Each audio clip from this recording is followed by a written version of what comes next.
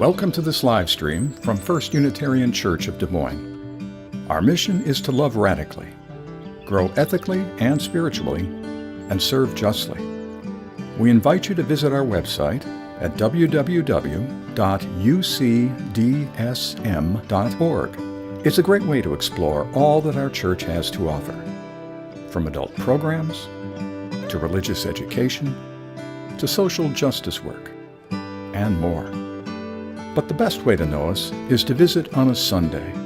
We'd love to get to know you over a cup of coffee after the service. Speaking of which, today's service will begin shortly. So now we'll take you inside.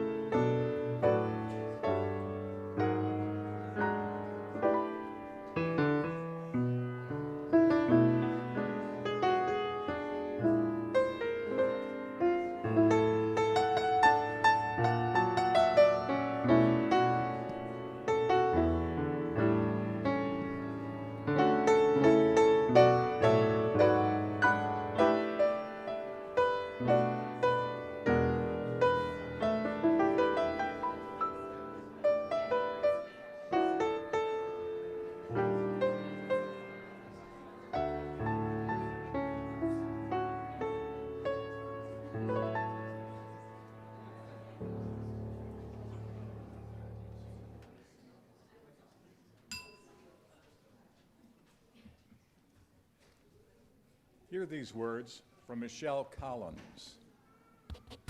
We have not heard. Test, test. Hear these words from Michelle Collins. We arrive carrying the familiar ache of not enough time, not enough rest, not enough certainty about what comes next. But here, in the space between one breath and another, something small and persistent whispers, you are held. We come from days that felt too ordinary to notice, commutes and meetings, dishes and deadlines, the unremarkable hours that make up most of living.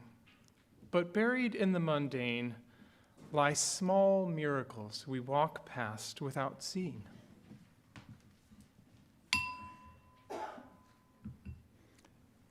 Some of us learn to count blessings on our fingers, others to whisper thanks to ancestors or earth or sky. We carry different languages of gratitude, different ways of recognizing what sustains us. All of them, welcome here. Please join with me in the chalice lighting words in your order of service.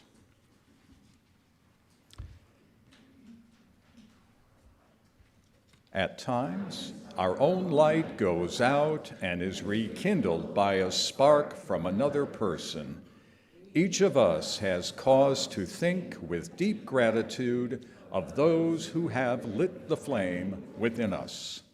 And now let us pass the peace. If you would prefer a little personal space, simply remain seated and your friends will take the cue and leave you in peace.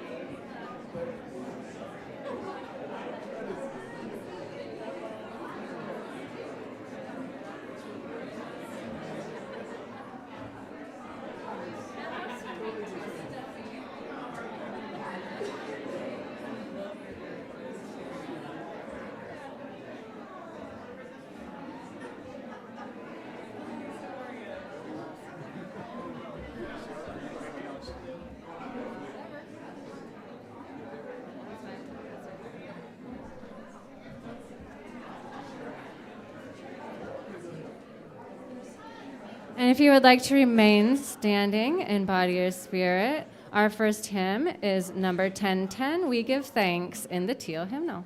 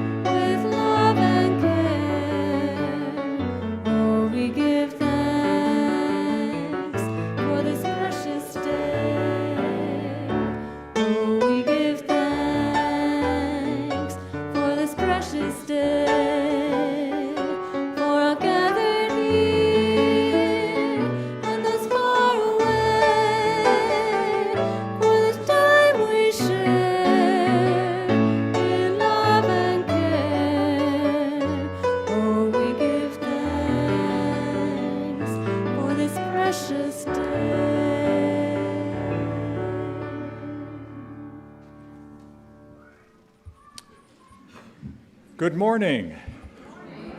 I'm Bill Brock, he, his, your celebrant this morning. We welcome all people who welcome all people. We welcome all genders, ethnicities, bodies, and stories. Whatever you are carrying with you, whatever you long to set down or pick up today, may you find here the love, support, and encouragement you seek. If this is your first time here, welcome. If you'd like help connecting with folks, please be sure to grab a yellow Let's Talk mug right there during coffee hour to communicate your interest in getting to know more people. Speaking of which, whether you've been a card-carrying member of this congregation since the 80s or today is your first time, we encourage you to use that Let's Talk mug during the coffee hour. It's not just a vessel for caffeination. It's a beacon for conversation. I didn't write that. If you pick one up, it tells folks, "Hi, I'm interested in talking." And now let us deepen our awareness of this place and season. Our First Unitarian Church is located on land that has been home to people of woodland culture for 12,000 years, including the Iowa, Sauk, and Meskwaki. Centering ourselves in our place in the cosmos, the moon was full on Wednesday and is just now waning gibbous.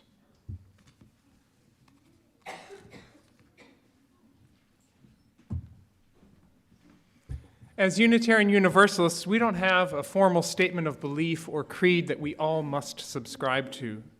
Instead, our community is held together in love by our covenants. This means that we have to affirm and reaffirm our commitments to one another, and this means that we try our best every day to put love at the center of our actions.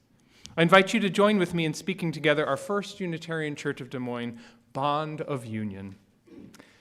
We covenant to associate ourselves together for the study and practice of morality and religion, as interpreted by the growing thought and noblest lives of humanity, hoping thereby to prove helpful to one another and to promote truth, righteousness, and love in the world.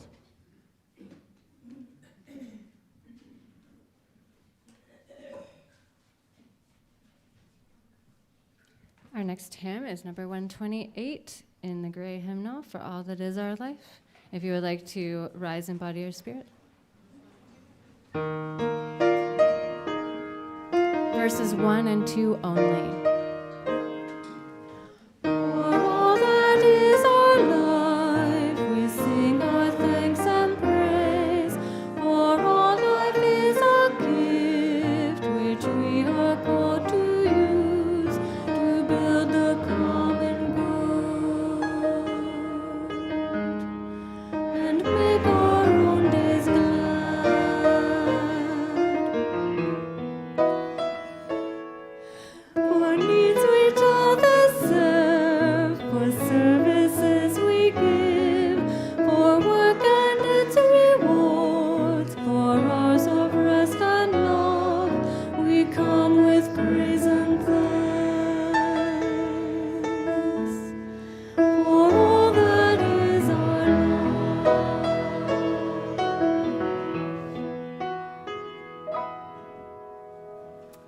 And you all can have a seat, and I invite forward anyone who is young or feels extra young today.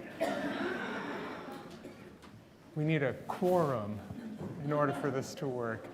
Anyone under 18 or in spirit under 18 is welcome.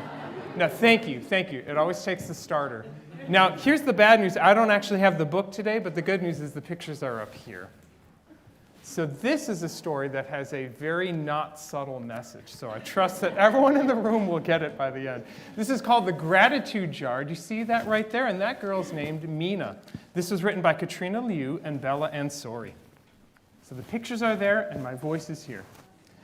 Aw, Emma got a pink bracelet, but I got a yucky green one. It isn't fair, complained Mina as she opened her party goodie bag. I'm sorry you're disappointed, but didn't you have fun at Sarah's party? Asked Mama.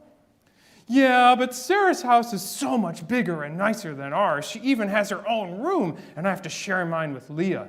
It isn't fair. At dinner, Mina groaned, not leftovers again. Addison said her mom was ordering pizza for dinner.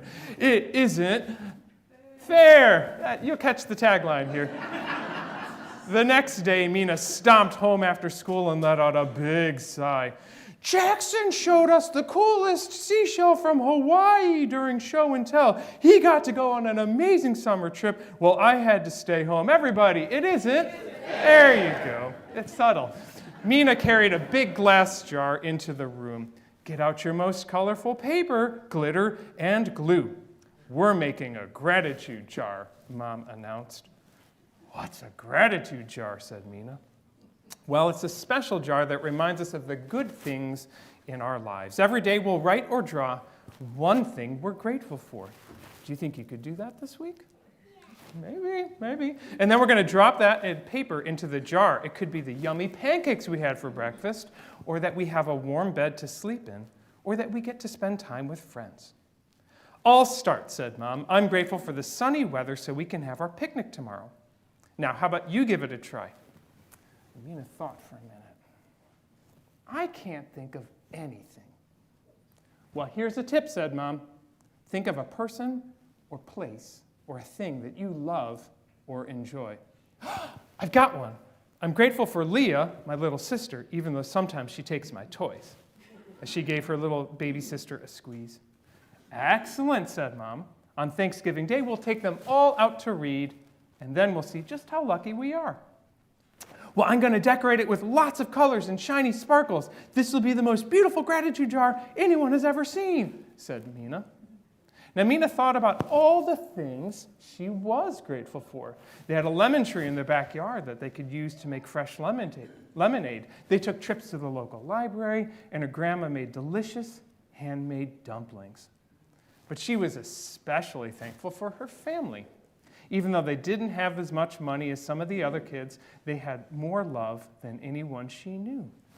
This gratitude jar became a special part of their daily routine. Every evening at dinner, they each shared something they were grateful for that day. By Thanksgiving, the jar overflowed with colorful pieces of paper. They had to replace it with a bigger jar. Not only did Mina stop complaining regularly, but soon enough, the entire family found themselves in a happier mood. "I'm really glad we did this project," said Mina. "I can now see all the wonderful things we have. I'm grateful for the gratitude jar." And Mama gave Mina a big hug. "Me too, sweetie. And I'm grateful for you." That's our story today. And thank you to Miss Faith and Miss Hannah for putting those slides together. Now we're going to head off to our children's time, and we're going to be noticing things today. Let's sing them out.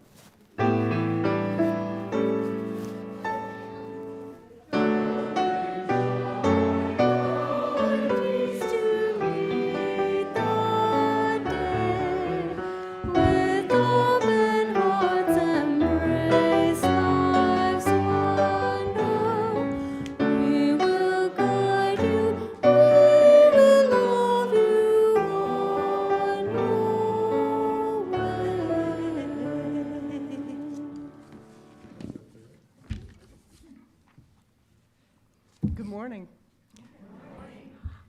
I'm Courtney Wolf, and I'm really grateful for this church. My pronouns are she, her, hers. I'm honored to be the newest member of the Peace, Justice, and Democracy team, along with Linda Lemons, Jan Quarterman, and Kate Allen. 2 years of war in Gaza. Where do we go from here? This Tuesday evening at 6:30, right here in this auditorium, we have a very special opportunity to hear Dr. James Zogby, the co-founder and president of the Arab American Institute and director of Zogby Research Services. Dr. Zogby's firm has conducted groundbreaking surveys across the Middle East. He is a frequent guest on national and international media and a weekly columnist on Middle East affairs in 12 different countries. He will discuss the war in Gaza and where we go from here. How do we reach peace? What is our role in what is happening? What is our responsibility? Linda and I, along with Kate Allen, a member of First Unitarian Social Justice Leadership Team, and Jan Quarterman, a member of our church and Women's International League for Peace and Freedom, and a passionate voice for justice in the Middle East, have come together to collaborate with Catholic Peace Ministry, First United Methodist Church Mission and Social Concerns Committee, and Women's International League for Peace and Freedom to host this presentation by Dr. Zogby. Linda, would you like to share why you thought it was really important for our church to host this event? Here. Thank you. And thank you. Thank you, Courtney, for joining our team and for sharing your gifts and talents with our community. I am Linda Lemons. My pronouns are she, her, hers.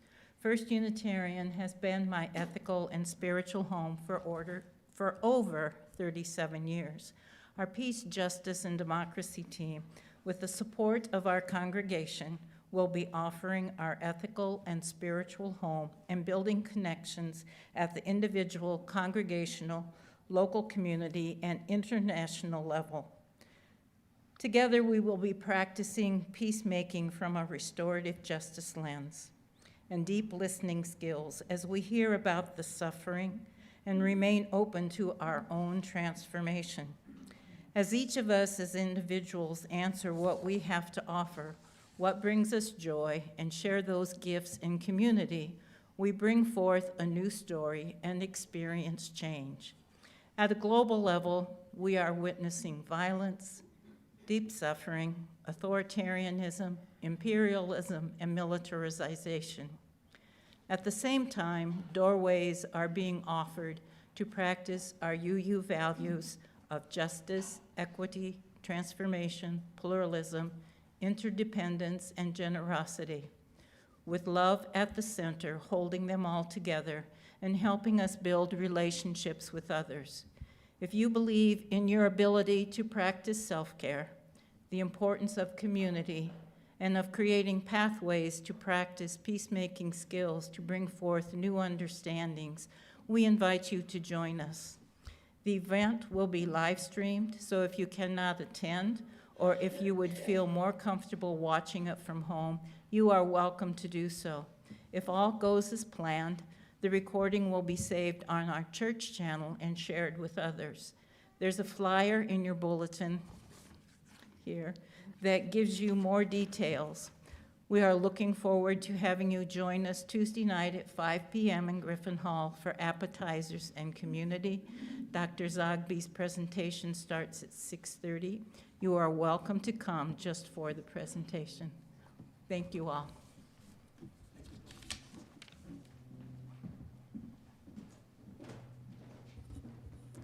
Good morning.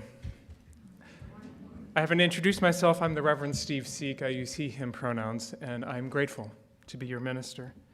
This Tuesday, November 11th, our nation will honor Veterans Day. And so I invite us to hold in this moment the complexity of this day. We send love to all who served their country. We grieve that we live in a world with war, and we continue our work to build peace. I want to share with you some words from the Reverend John Isom, who served here as our minister from 1961 to 1975. Reverend John was a chaplain during World War II, and here's a speech that he would frequently give to the embarking troops as they prepared to sail to Europe. This is Reverend John's words. War is hell, and when you are in hell, you have no choice but to engage in hellish business. I can believe that if the Allies win the war, the peoples of the world will have a better chance to create a better world after the war.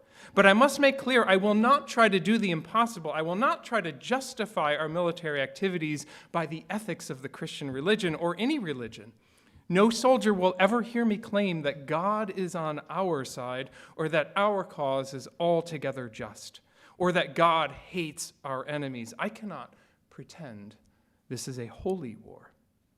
So, I ask you to remember this. It is likely that by the law of averages, more than 95% of us will survive the war and thus have a chance to help reshape the post-war world.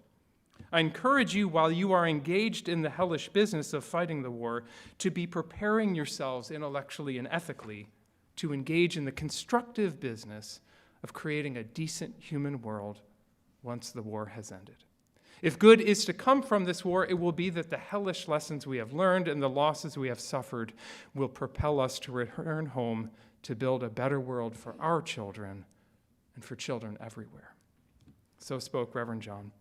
And I want to thank him, and I want to thank all of you who return home to build a better world for our children and children everywhere. I invite you now to settle into your seats and open our hearts, and I welcome forward Laura.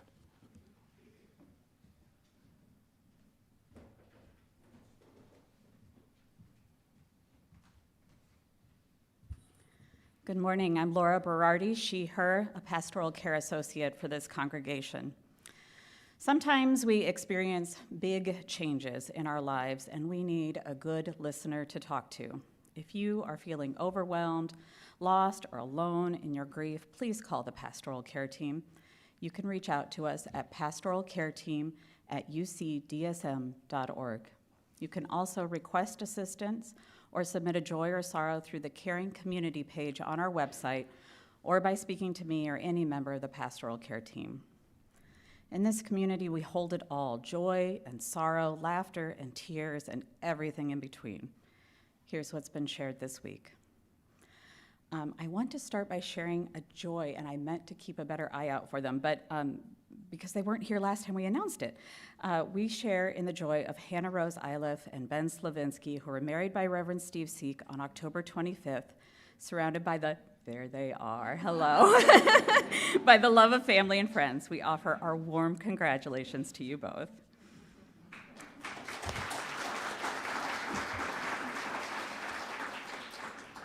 Jack Hackett is recovering at home after knee replacement surgery on November 3rd with his wife Lori by his side. Let's keep Jack in our thoughts and send our warm wishes as he continues to heal.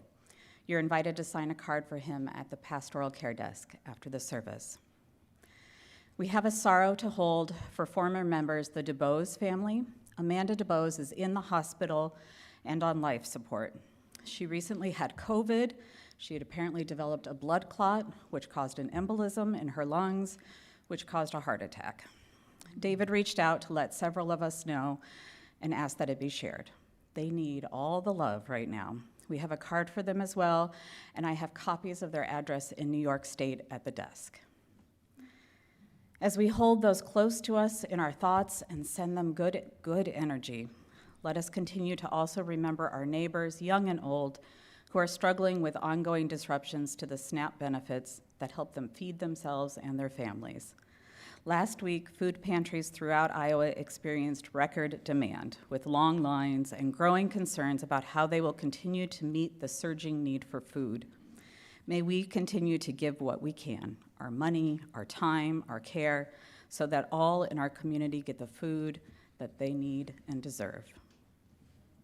And finally, tomorrow night is the Grief Support Circle. We want to remind you that you are all welcome anytime. They meet at 5:30 in the minister's office. We recognize that to live in this world means that we all experience both joy and sorrow. And so we take this next moment to share aloud or in writing the names of those you are carrying in your heart today.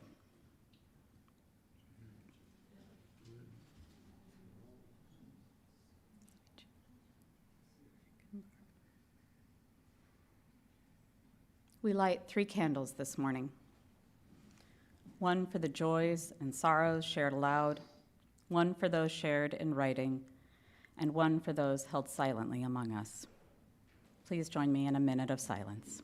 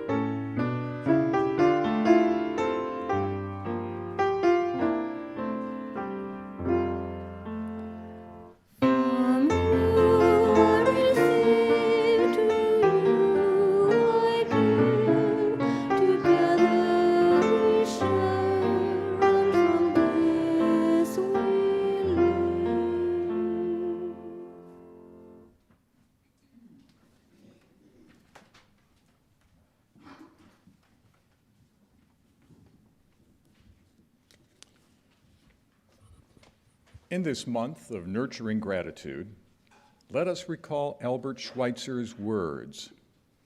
Each of us has cause to think with deep gratitude of those who have lit the flame within us. In gratitude then we give, for in gratitude we receive.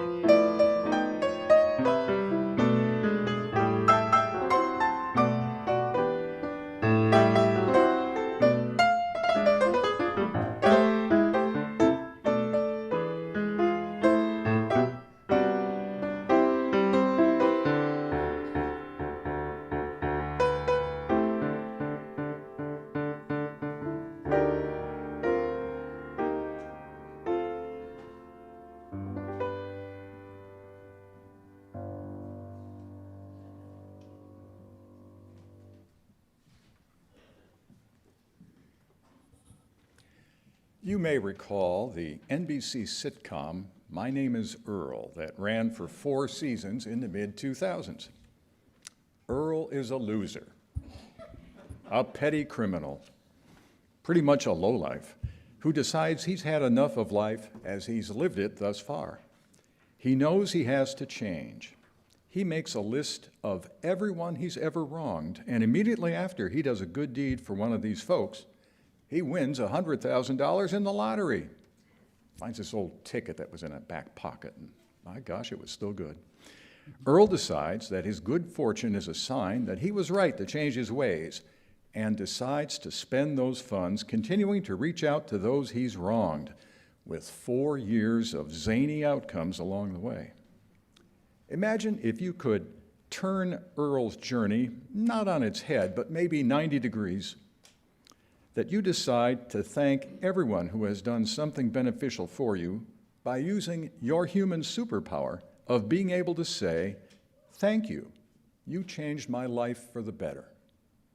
Maybe a teacher, a coach, a parent, another relative, a grade school pal, a coworker, or someone you met at church. I'm sure they'd love to hear from you. It would feel pretty good to do that, don't you think? I think as adults, we have a better sense of what it means to say thank you and to have someone give us thanks.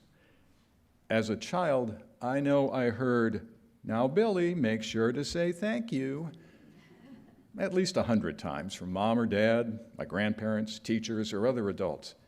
I tried to remember to do it, but I had no idea what it meant to those I thanked. As an adult, I love to receive thanks. I remember the Council Bluffs minister who wrote to me in my job at the Attorney General's office, thanking me for recovering a refund for him after he'd been scammed by a crooked door-to-door meat seller. He wrote something akin to, "You restored my hope in government." Now, we seldom got letters like that. And receiving that letter sure made me feel good. I kept it pinned up on a bulletin board in my office for years. Looking at it from time to time always reminded me that we did what we did in order to help people such as that pastor. But you know, I get a similar feeling when I thank someone for what they've done for me. I Googled, why does saying thank you make you feel so good? And its AI component kicked out this reply. Saying thank you feels good because it triggers a release of positive brain chemicals like dopamine and serotonin, which improve mood and promote feelings of happiness and well-being. It also strengthens social bonds and can release oxytocin, the bonding hormone, which is associated with social connection and trust.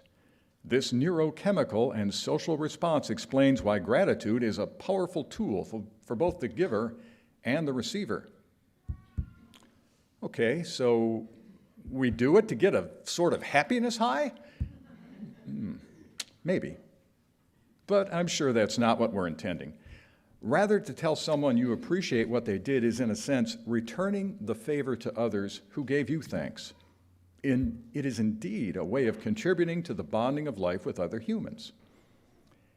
In our subconscious minds, I think we understand instinctively that we contribute to making this world a better place and foster future gratitude every time we say thank you. And so we say it over and over. And when we're on the receiving end of an expression of gratitude, it helps to alleviate doubts of self-worth, doubts about the value of how we spend our time. Expressing and receiving gratitude is wonderful for so many reasons, but maybe in limited circumstances, it can also be conveyed in ways that don't involve actual words. Maybe it's just in being with someone, giving them thanks through your conscious presence. My dog Titus can't say thank you to me in words, but even as an old boy in his mid-teens, he still jumps up, runs over, and buries his head in my lap when I say, "Time for walkies." That's a big thank you from our big boy. My wife Karen shared something with me as I worked on this reflection. It came in an email this past Thursday from the nonprofit organization Grateful Living. It went like this: Grateful living is important in the world because in our constant pursuit of more and better, we can easily lose sight of the riches that lay right in front of us and within us. Now, it is not likely that any of us will say thank you in exchange for a happiness high, nor should we do it because we feel obliged to do so, like Earl's tour of regret. Rather, it is one of the highest forms of honoring the golden rule of doing unto others as we've had done to us. As reflected in the comment from Grateful Living, you can't put a price on gratitude. When you give or receive what is obviously heartfelt thanks, it brightens your day and it stays with you. It can make your day and it can stick with you for years.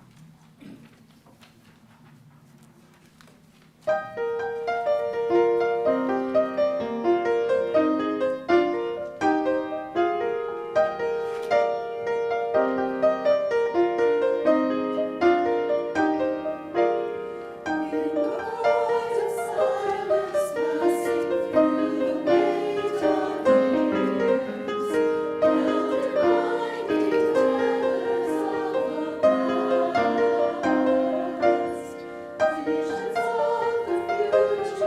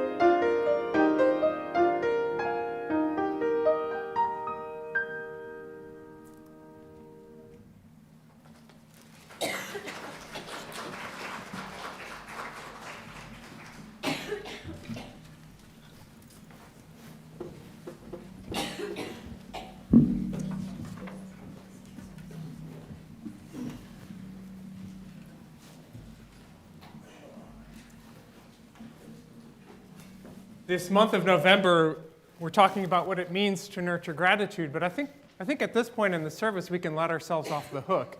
Bill said what needed to be said. We heard the children's story. I think we get it, right? We understand what gratitude is, and so we can sort of breathe out. I'll give you one nerdy ministerial sentence. It comes from the word gratus, Latin, to be thankful or pleased. It's where we get congratulations or gratified. So there. Now I don't need to spin out 20 minutes on what is gratitude. Instead, I want to address an unnamed crisis. We've been talking about preparation 2 weeks ago. What do we do in case of a fire, right? Last week, how do we prepare our end-of-life decisions? So this week, I want to talk about piano emergencies. Too little discussed. And you're thinking there's no such thing as a piano emergency. Well, you're wrong. I want you to imagine this. A sunny January, Sunday morning, Bruce and I arrive at church at the same time, and it's a new, fresh snowfall, and Bruce isn't wearing gloves, but he packs a snowball and playfully throws it at me. And I'm not wearing gloves, but I take the bait, and we get into a 30-minute snowball fight. It's about 9:25, and I'm going, Bruce, we should probably go in and start the service now. So we dust the snow off, and we come in, and I turn to Bruce, and I say, all right, start the prelude. And he's going, I can't. My hands are too cold. Piano emergency. And you're thinking to yourself, well, that's okay. We thought of this. We called a minister who used to be a church pianist. Why don't you sub in? Well, the joke's on you. I wasn't wearing gloves. I can't play either. So what are we going to do in this contrived scenario that I'm imagining? Now, the obvious thing is to have a third pianist, but I would rather instead teach you all how to play piano in the next 60 seconds. Are you ready? Okay. That's a treble clef. And that's a bass clef. There's notes A, B, C, D, E, F, G, A, B, C, D, E, F, G. The treble circles a G, so you can tell what the notes are from there. And the two dots circle an F. So that's how you read the notes. That's quarter notes, and those are half notes. The quarter notes are like usually a beat, and the half notes are twice as long. I'm looking at your faces, and I'm thinking that this plan wasn't well thought out. I realize that you probably can't learn to play piano in 60 seconds. That's on me. That was foolish. So let me hone this in a little bit. There's already people that know how to read music, right? You played in a high school band or orchestra, or you're in choir. So I'm going to speak to you all for a second. This actually gets much easier this way. So now that you understand quarter notes and eighth notes and things, okay? The top line's your right hand, and the bottom line is your left hand. So step one, figure out what the right hand is, and play that.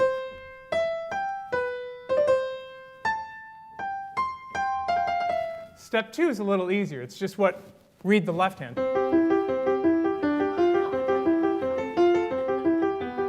Now, this is the part I need you to pay attention to. Play both hands at the same time. This is where most people get lost.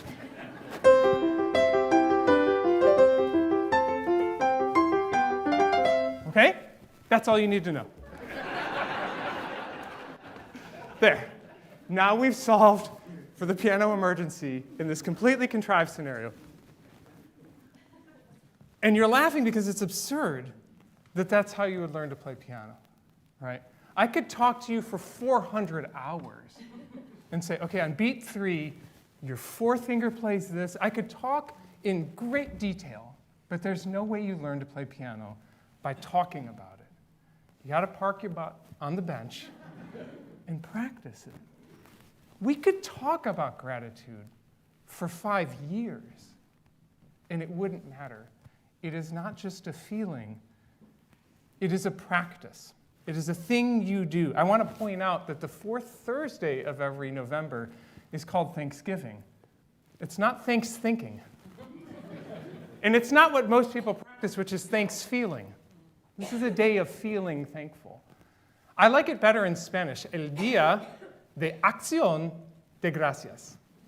Yes, the day of action of thanks, not del sentido de gracias. It's not the feeling of thanks, it's the action of thanks.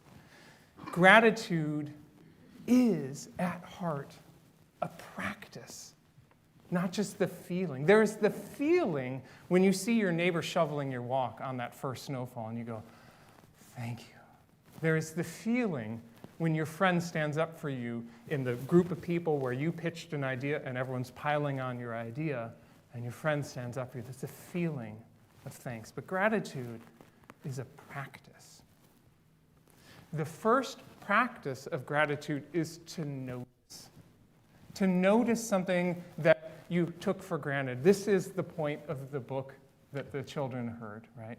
That Mina took for granted all of these things until she started to notice them. The children are now in Griffin Hall working on a Mary Oliver curriculum, noticing the wonders of the world. Isn't that cool? And we can do the same. So the first practice is noticing that you're still alive, that your heart is beating, and the flood of gratitude that you are here. And then noticing that everyone else's heart around you is beating. And how grateful you are to be with all these beautiful souls. I'm noticing that it's 25 degrees outside in there, and it's 70 in here. And I'm suddenly very grateful for heat. I've noticed when my neighbor is shoveling my walk, or when my colleague stands up for me in a group. That's the noticing part. But the question then is, what is the action part? The giving of thanks. That is something that has to be practiced.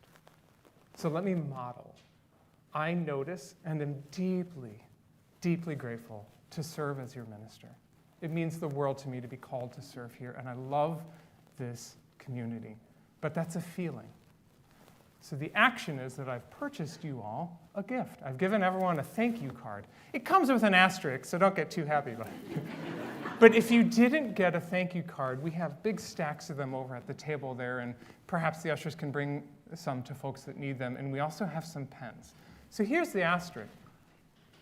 I want you to think about someone in your life that you are grateful for. A friend, a family member, someone in this room. Just take a moment to notice someone in your life that you're grateful for.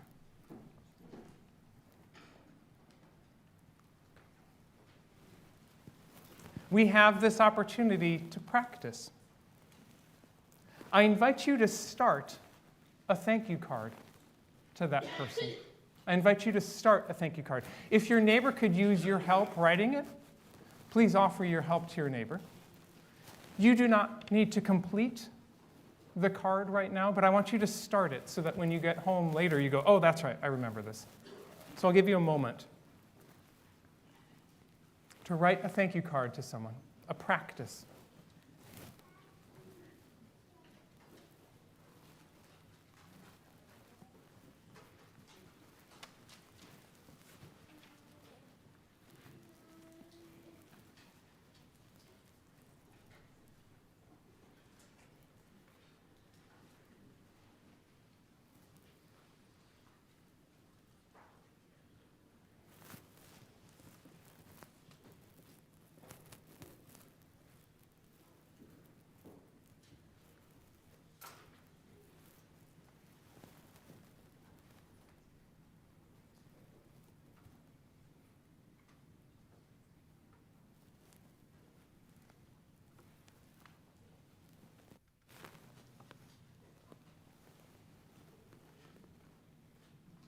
Now, here's the hard part. I'm going to interrupt you because you just started going now. Oh, I'm using this mic, sorry. Drawing from the Stoic philosophers, drawing from Aristotle, we can say this: what you practice repeatedly becomes a habit. The thing that you do over and over becomes your habit. And so we want to be careful as we nurture gratitude to practice it the right way, so that it becomes a good habit. I want to tell you this. I learned how to practice music as a 42-year-old teaching a music ed class. That's a little too late. It's not that I didn't practice from 10 to 42. It's that I didn't practice the right way. So there I was in this class. I was teaching people who were going to become orchestra directors and choir directors and band directors, and we were reading through a book that was written by a music education professional and a neuroscientist. That was the part that didn't exist in my world in 1990. So What the book was arguing was how you practice, how you build the habit matters. Here's how I practiced as a kid. It'll sound a lot like how you might have practiced or how your kid practiced or how you've ever heard practice. So step one is play the part that you know as fast as possible because it delights you. And then you get to the part that you don't know. And then you remember that your teacher told you to slow down, and you go.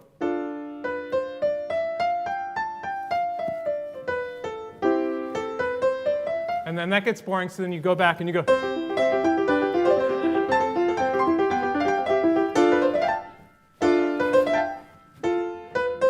And you do that for about 15 minutes until you check it off and you go on to the next song. If this haunts anyone else's memories, I apologize. This is how most of us practice. And what this book was arguing is you're practicing how to make a mistake at that measure. You're building in the habit of how to play that D minor scale wrong over and over and over. And so there I am standing in front of these people who are mortgaging their houses to learn how to be music teachers. And I'm going, I didn't know that until today. Instead, what the book is arguing is do the thing correctly, deliberately, and slowly, and then go faster and faster as you get better at it, because what you're building is myelin, which I didn't know about in 1988. Okay? So as the neurons are connecting to each other to do the task, all sorts of electrical impulses are escaping. And the more you do it, the more often you say to your brain, I need you to do it this way, then myelin, the myelination process wraps around that neural network and makes it quicker and more efficient until it becomes automatic. Whether or not you struggle with that particular sonata or not, you can relate to shoelaces. Watch a 6-year-old tie their shoes. It's so deliberate, every neuron working so hard to figure out how to tie. It is automatic for most of us. We can tie our shoes as we're talking because you have myelin around that whole process there. And so it matters how we practice. Right, Mina had been practicing competition and comparison. And she'd been practicing it enough, and her mom interrupted that to practice a new habit. How we practice matters. I want to suggest that the way I practiced piano was intuitive. Do the fun part, skip the hard part, right? And then every week, then your teacher has something to do. Think of it this way, I was creating jobs.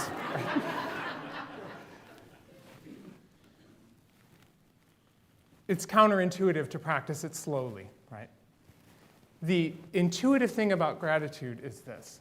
We say that we will be grateful when we're happy.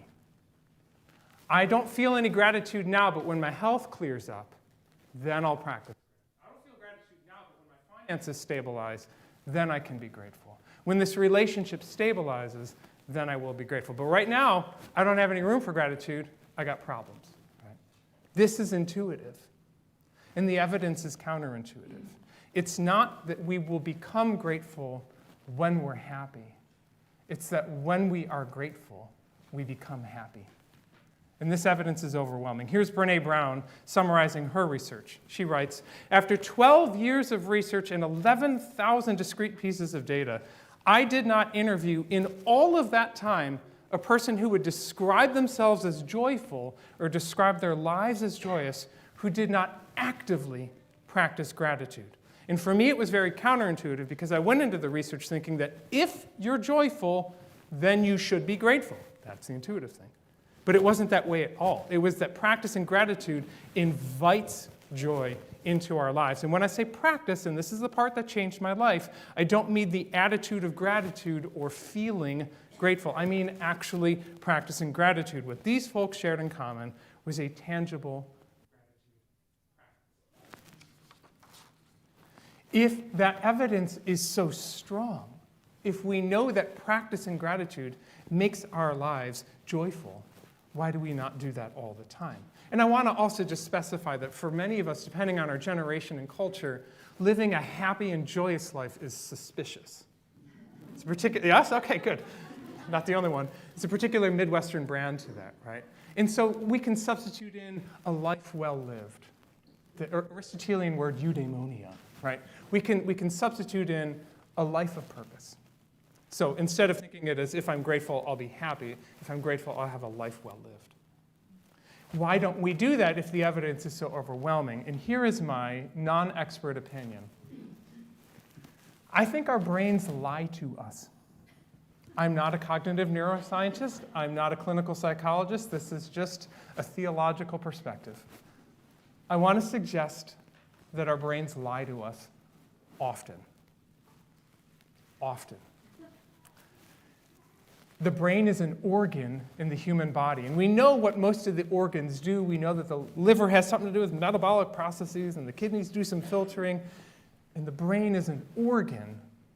It has the autonomic processes for your heartbeat, but it also does its main job, perceiving and interpreting. It's taking in its world and then telling a story about it. And we want to tell ourselves that our brains are computers that process facts and data, even though there's no evidence that that's accurate. We want them to be these supercomputers that tell us the truth, but instead they perceive and interpret. And they perceive inaccurately and interpret inaccurately all the time. I want to give an embarrassing but very real example of how my brain lies to me. As you may have known, October 19th, I ran the Des Moines Marathon, and thank you for the $6,500 we raised for the Iowa Trans Mutual Aid Fund. The thing about running 26.2 miles is that your legs need a few days off. Okay? You're supposed to give them like a week off to recover. And so I did. That's data. But by day 4, my brain was screaming at me. It was saying, "Get up, you lazy bum. You are out of shape. Get up, run." And I'm saying to my brain, "No, I'm not. I just ran the marathon. I'm taking a few days off." And it was screaming at me. And I had to scratch my head and say, what is going on? Because I know what the data is. The best thing for my legs is to take the time off. And then I remembered this. I'm one of those people that gets a runner's high. It's a subpopulation of us. Many people find running to just be tiring. I get it. That's not how I experience it. When I complete the run, I get the oxytocin and serotonin and dopamine. I get a high, right? And it's very, very pleasurable. So if I'm giving my brain that 6 days a week for month after month after month, and then I cut it off on Monday morning, by Thursday, it's perceiving, where's the high, man? And then it has to interpret it. Get up, you lazy bum. You see what I mean? So my brain is lying to me. All of our brains lie to us in different ways. The only thing that could possibly make me happy in this moment is another glass of wine, is another bag of chips, is one more bet. These are ways that our brains lie to us. They lie to us when they tell us that there's nothing to get up for today, that nobody would notice if we didn't get up. Our brains lie to us when they tell us that it's all too much and that we can't possibly. It's an organ. It perceives. It interprets. Now, when other organs start to perceive and interpret less than the whole truth, we notice. I noticed that I couldn't read anything anymore, and I went to the eye doctor this week, and he goes, "Yeah, you need glasses." And so I can get a corrective for that. We notice when we can't hear things going on in a conversation anymore, and they can give us hearing aids. But I don't know of a ready corrective for the lying brain, except gratitude. I do know that gratitude interrupts the lie and gets us closer to a whole, full truth of the world. I invite you, I implore you to make a deliberate practice of gratitude this week. Once a day, every day, like flossing. Mix up how you do it. It could be a call, an email, a knock on the door to your neighbor, a gift. I've started you off with a thank you card. Thank you cards interrupt my lying brain at work when I think it's all too much, and then I stop and I write a thank you card to someone. Mix up who you thank, a friend, a family member, someone in your small group, a colleague, a neighbor. And notice two things. I want you to notice how you feel after that act of giving thanks. And if it's in person, please clock how the other person feels when you express gratitude. Because as Bill had shared, it feels really good. If you are stuck like Nina and you can't think of anything or anyone that you're thankful for, here's a better tip than the one in the book. The book mentions counting your blessings, but Ozan Vorel suggests instead imagining what ifs. Instead of saying, I'm so grateful for my wife, try imagining if you had never met her. Instead of saying, I'm so grateful for First Unitarian Church of Des Moines, I want you to imagine a Des Moines where this church never existed. Yeah, that does something different to the brain, right? Because the pleasure of going, my wife, right? That disappears pretty quickly in the brain, but there's a lasting feeling to the possibility that this church could never exist. That's, in some ways, the foundation of Buddhism, and in many ways, the premise of the movie It's a Wonderful Life. This all makes me think of a poem by Tony Hoagland entitled Butter. I think it was Marie who first taught me the art of spreading flattery on people and then smearing it around like marmalade on slabs of whole wheat bread, or how to spray them lightly with a mist of unexpected praise from one of those special nozzles you attach to the end of your garden hose. Walking around with her that year, I watched how she would lubricate the world. Nuns and firemen, nannies and human resource managers, 9-year-olds in playgrounds, and widows selling flags in the park. Pretty soon, I started doing it myself, telling this person how good they look today, how rare it is to see a job so well done, how excellent their taste in clothes. I liked the way that even the most crusty and resistant at first would startle under the assault and then start to flourish under the effect. Why did I ever think that approval was gratuitous? Why did it take me so long to see the power of sweetness is as great as the power of the river and the sun? If I can't improve the world by scorching it with truth, if I can't conquer it by twisting its arm behind its back, then give me some adjectives like lipstick and gloss. Give me some language like mint and honey for the heart. I will lavish the world with the power of butter. I will force it to feel good about itself. First, I will make it blush. Then I will step back and watch it shine. There's a joke that haunts musicians everywhere. It assumes when you tell it that you're in New York City. But it goes like this. How do you get to Carnegie Hall? And the answer is practice. Practice. You know how to nurture gratitude? Practice. May it be so.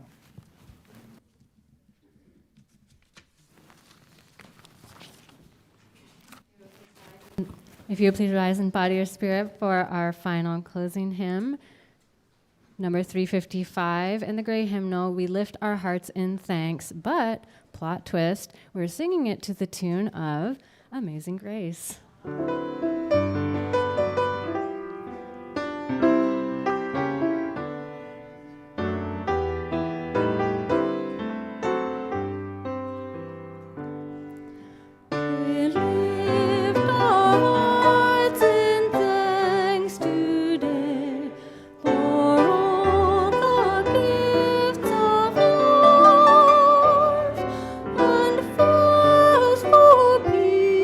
That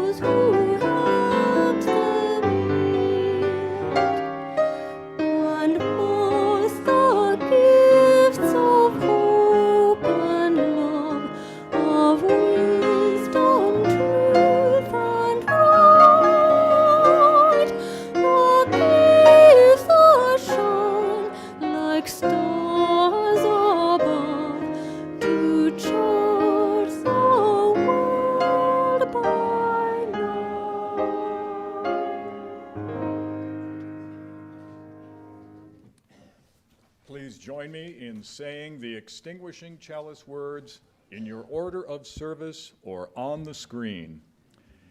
May we go forth from this place thankful for the life that sustains us and renews us, and open to the grace that surrounds and surprises us. May we go forth from this place with openness and with thanksgiving.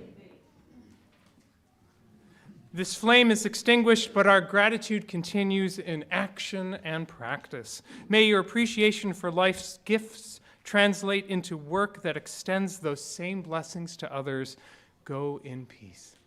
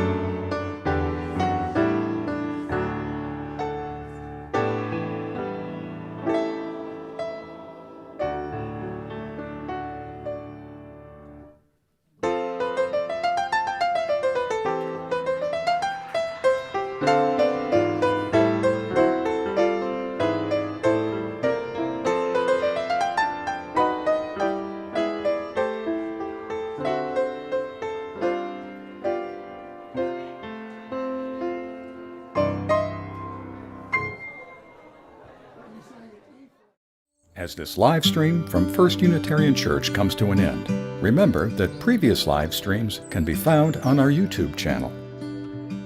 We'd love to see you in person someday. Until then, thanks for joining us.